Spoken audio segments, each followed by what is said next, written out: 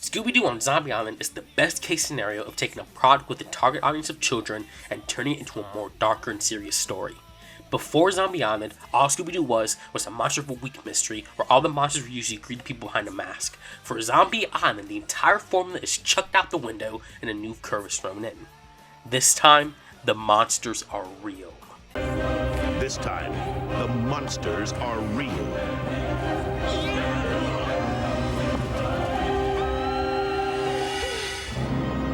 Cartoon Network's Cartoon Theater presents Scooby-Doo on Zombie Island. This opens up a whole new world of possibilities for the franchise, and sure, there have been past Scooby-Doo products with real ghosts and monsters.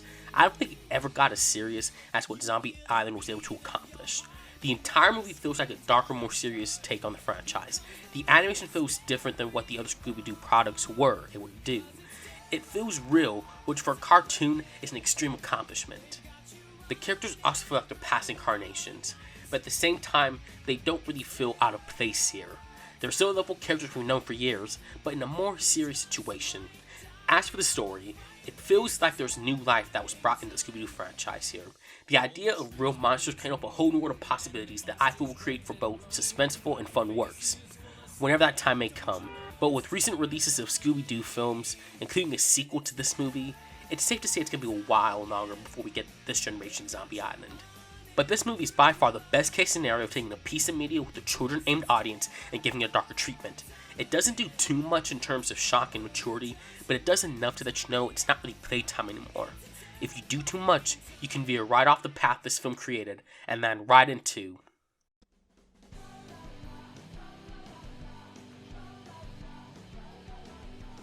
So you take something like the Banana Splits, and you put them in a horror movie. Seriously, what the fuck? I didn't grow up with the Banana Split show. Hell, the only exposure I got to this product was the Tra La La music video that would play on Boomerang during commercials. Based on the look, I could already tell they're supposed to be a heavily children's-aimed product. No way to go the dark path even if they tried. So believe me, I was shocked when it was revealed that R-rated treatment in the form of a movie was coming out. The entire premise puts Banana Splits as animatronic killers after the show gets canned. That sounds eerily familiar to another product that's not even that old, and if the conspiracy theories are true, once Warner Brothers lost the rights originally, they might have had to improvise. While that may have gotten money to those who invested originally, there is one small issue.